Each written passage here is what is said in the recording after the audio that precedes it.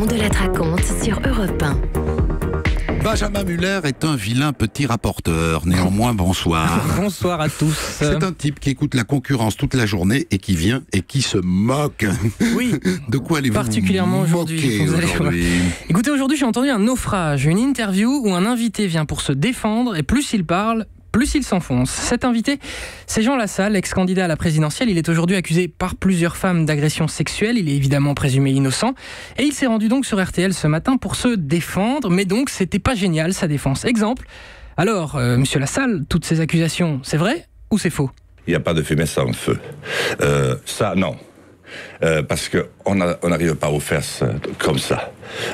Ni au sein, d'abord. Oula, quoi ? Qu'est-ce qu'il dit ?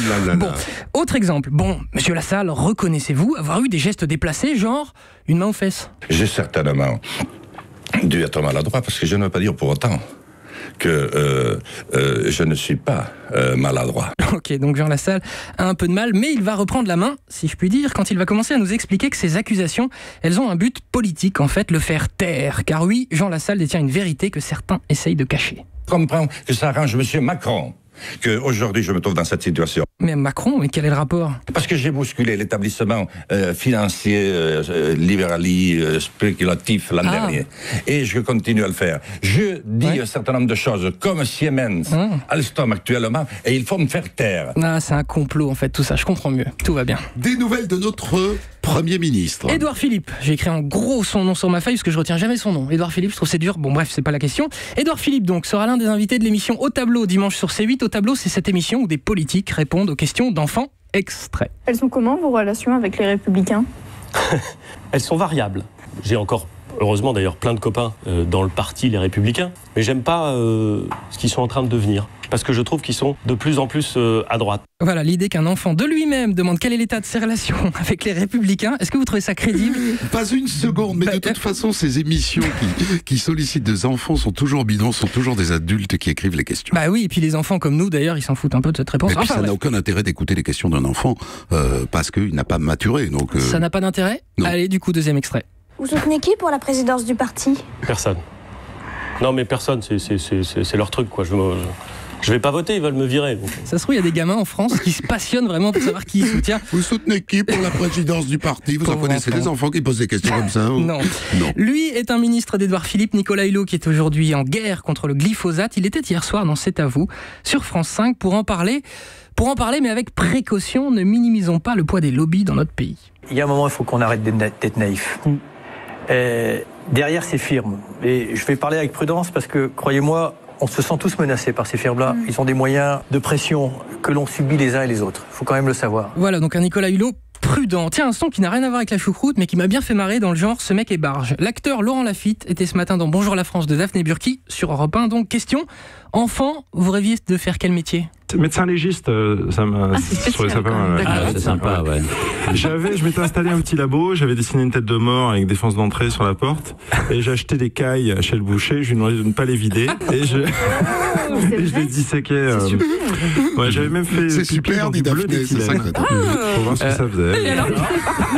Moi, ça devient vert. Et vu votre passion pour les fédifs, vous aurez bien vu légiste, vous, Christophe. Non, mais, alors, ce qu'il faut savoir, j'en profite pour le dire, c'est qu'en général, médecin légiste, c'est pas du tout valorisé dans le cursus de médecine. D'ailleurs, il n'y a pas de formation de médecin légiste. Et en général, ce sont les derniers ou les gens qui sont au placard qui s'orientent vers médecin légiste. C'est absolument pas un truc dont on rêve petit. Bah, il faut dire qu'il y en a un. Voilà, Laurent Lafitte. Alors, regardons ce qui se passe dans l'actualité des médias. Déjà, maintenant. Christophe, je sais que vous écoutez tous les jours André Berkoff sur Sud Radio. Je sais aussi que malheureusement aujourd'hui vous n'avez pas pu, donc je suis sympa. Je vous passe son sommaire, un sommaire comme toujours hétéroclite. Eh bien, nous allons parler de voyages en hélicoptère. Nous allons parler des adieux de la boutin de la République. Nous allons parler de Baccarat. Nous allons parler de Lafarge. Et nous allons parler vaccin parce que nous sommes de plus en plus dans tous nos États. Voilà, je comprends que vous adoriez cette émission, cher Christophe. Ce matin... En même temps, il y a une gouaille. Ah, voilà, oui, on peut pas dire l'inverse. Ce matin, Philippe Vandel, qui lui aussi a une gouaille dans Village Média, recevait Laurence Ferrari, qui était sur iTélé avant Bolloré, qui est aujourd'hui l'une des rares à être restée donc sur CNews. Vandel lui a demandé pourquoi elle n'avait pas fait grève au moment où toute la chaîne était en grève à la fin d'iTélé. Réponse. Faire la grève, c'est détruire l'outil de travail. Ça a été le cas. Voilà. Le résultat, c'est que, encore une fois, on a détruit l'outil de travail. Ah, c'est la grève qui a tué la chaîne. Moi, naïf, je pensais que c'était surtout le fait d'avoir viré ou aidé à partir les gens sachant fabriquer une télé en continu. Je suis bête. Autre question. Joker. Vous dites rien, c'est une amie, tout va bien.